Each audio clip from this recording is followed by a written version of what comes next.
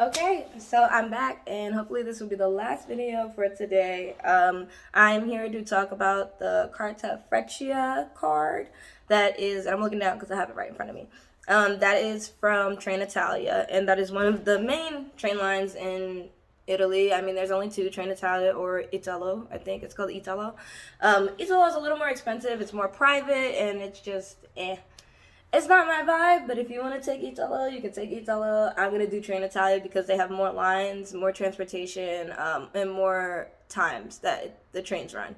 So, and reliability. So, I would do that if you go to Italy. But I want to talk about the Cartafreccia, which was very confusing when I first signed up. The Cartafreccia, I didn't know about it, but then I saw it when I was buying my train tickets, and I was like, why am I not signed up for this? And basically, it's a loyalty program. They do have credit cards, but I am not an Italian citizen, and I don't want another credit card, so I did not do that option. I don't know if I can as a citizen of the U.S., but if you want to look into it, you can. But this video is specifically going to be talking about the Cartafreccia card. That's more like a piece of paper, but I mean, I printed it out, so it looks like a card. And it is a loyalty program. So I'm very big on loyalty programs. I think loyalty programs are awesome. They're great. If you stick with one company, you deserve to get something back. So why not try? So basically, with the loyalty program, let's start with talking about if you are a citizen that is not from the EU. I'm going to talk about that because I'm not from the EU, and I don't think I can talk about people who are. So I'm just going to talk about myself. And basically, if you are not a citizen of the EU and you are a tourist, you can apply, but there are some terms. And those terms are, you have to have proof of residence for 30 days or more.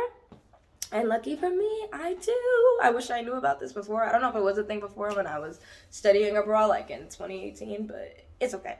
But it's a thing that they have now, and basically you can find your Cartafreccia card on the mobile app. There's also a card that's called X-GO that you get when you first make your Trenitalia account. You're going to get an X-GO kind of card, and that is for the intercity trains. And the intercity trains, I've been on them. They're not terrible, but they're not like the Freccia Rosa ones that are way prettier. And basically, those are just two different type of trains that they have. And the intercity trains, most likely, they take longer, but they are cheaper. And I'm pretty sure that they need more people to get on those trains. So what I think they're doing is they have loyalty programs and better benefits, I would say, for the intercity train. Like, you get your money back quicker. Also, you don't have to go through the whole due process of having to get the Cartafreccia card. You can just have the X-GO card. But I rarely will be taking that train because I don't have the time to be sitting on the train for 4 hours. But who knows if it's going to be that. But it does say that on the times chart that it's a 4-hour ride for most of the things that the inner city does versus like a 2-hour ride from Rome to Florence. Yeah. The inner city trains are a double-decker most of the time, and they are a bit slower and not as nice. But if you're, there, you want to take your time, or you're in a rush, like you just I'm going to take this one, go ahead. But anyways, so basically 30 days of residence. So I'm going to have an Airbnb. So contact my Airbnb host, tell them I need the address, etc. They give me the address. I put it down on the application that they will give you. And you have to go on the website and download it. And then you have to fill it out. So I filled it out because I have a pen and a stylus on my phone. So I just filled it out electronically. But you can fill it out, print it, fill it out, and send it back to Trenitalia. I think it's the customer service for this loyalty program. There's an email. I'm going to put it in the description of where to do it. And yeah, I'll just put the email in there because the process is already in the video. So I'll put the email in there to show you guys. And I'll put the website because I'll probably make it a lot better so that you know where it's at. One important thing that I learned is that it's better to use the website from the Italian words, so you know how in America we can put English, we want the website in English. Google automatically does it for you because it uses your location. However, to find certain applications or to find certain processes, you have to do it in the Italian version because some things are not the websites are not correct or updated in the English version versus the Italian version of the website. So you might have to do some finicking around. And then when I used the Italian version of the website, it did revert to words in English, but it was the Italian website itself, if that makes sense. I know it sounds complicated, but if you're not finding something or a tab that you're looking for, try to do it in the Italian website and then just translating it, either inputting it into Google, or sometimes it does it for you just because they're like, we see your location and that you can't read this on Google Chrome. So that's another thing to look out for. And basically, I ended up sending all my stuff in. I wasn't getting a word back, and then I read back. Me and my partner helped me read it back again, like all the instructions, because it's a huge list. And basically, what you need to do is email them, and then it's a 30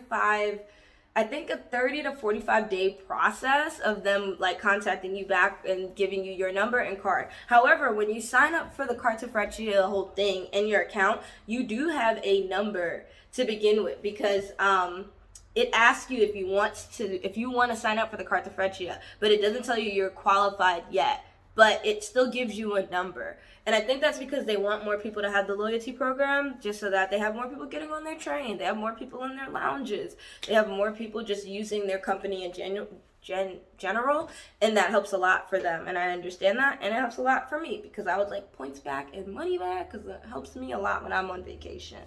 So basically, the Cartafreccia card allows you into lounges and stuff like that they have. It's kind of like a Sky Miles card. Like, the airport has a Sky Miles lounge.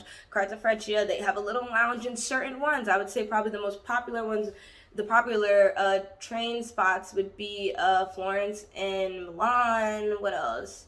And Rome. I don't know about Venice, but I do know that they have some popping up and under construction of lounges that people can stay in, depending on what their status is in points, depending on if they maybe want to pay to get in, but you need to be a Cartafreccia loyalty card holder and member of Trenitalia. I hope I'm saying everything right. So this is a new thing that I found out about, and basically what I did was I bought all my tickets in advance. I bought a lot of tickets in advance, mainly ones where I knew I had to get to a certain living situation back and forth, not really to places, because I'm not sure whether I'm going to go somewhere or not. I'll just get the ticket the day of or closer, so I don't lose too much money. But yeah, if you're spending a lot of money on your train tickets, definitely get the Trenitalia app. It's very accurate, it's very fast, it's very easy. Most of the time I've never had any issue. And also remember that in Italy, if you do buy from the ticket booth, please validate your ticket afterwards. I've never had an issue, I've never forgotten, but I remember watching a recent video of someone's and they were like, validate your ticket, and they got fined or whatever. Like, they were like, please validate, because I got fined. And I was like, oh crap, I forgot all about that. You have to validate your ticket. So there will be machines on the tracks. When you go, you get your ticket, go to the track, look for that validation box thingy, the little thing that just, like, it just validates it, and do that.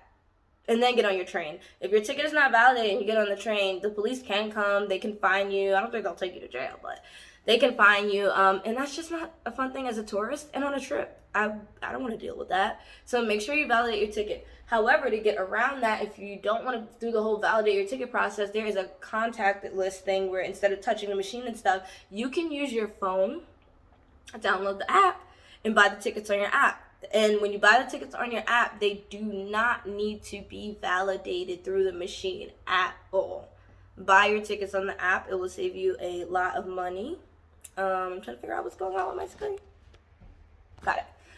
It will save you a lot of money and time. So I just want to say one last thing. I think I went over everything. I want to show you guys the card. Oh, you have to print it out. So eventually they made sure it was certified. They got everything, and they said me and my partner were good. And also, if you and someone else are sending in Cartafreccia request and all that stuff, make sure you put in their number. So remember that X-GO thing? That X-GO thing is going to be the same exact number for your Cartafreccia account. So it's going to be two separate things, X-GO and then Cartafreccia. Two separate things, but they are in the same app, and it's going to be the same exact number. So for my partner, they had a number for X-GO, I had a number for X-GO, and I was buying tickets ahead of time.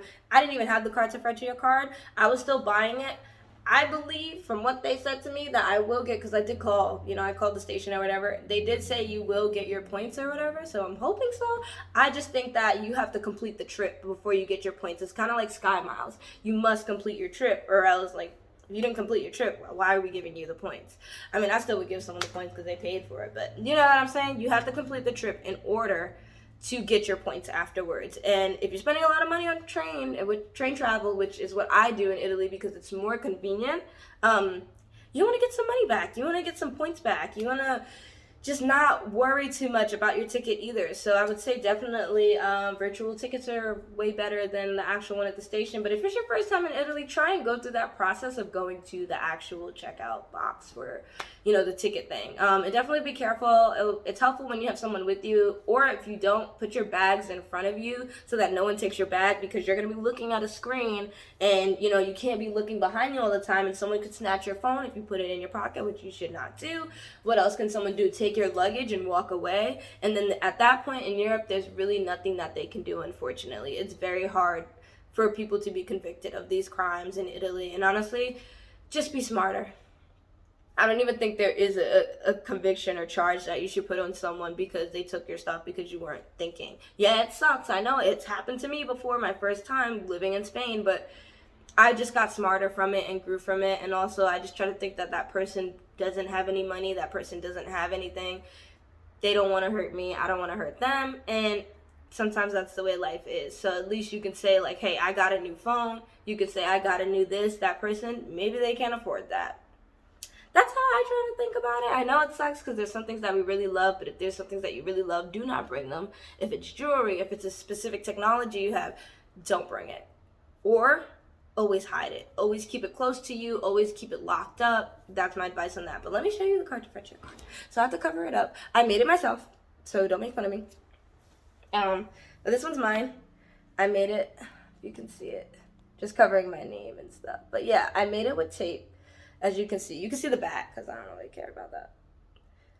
But yeah, so they send it to you in an email. This is my partner's one. And basically I laminated the edges and stuff like that. I just laminated it. And I just have it just in case my phone dies and I'm like, oh my God, like, I need to show them my ticket, or I need to show them that I'm a Cartafreccia card holder, because sometimes, certain cabins or certain lounges you're allowed into, and if you're in there without it, I'm pretty sure you'll probably get in a lot of trouble. And I don't want trouble with foreign police. I don't want trouble.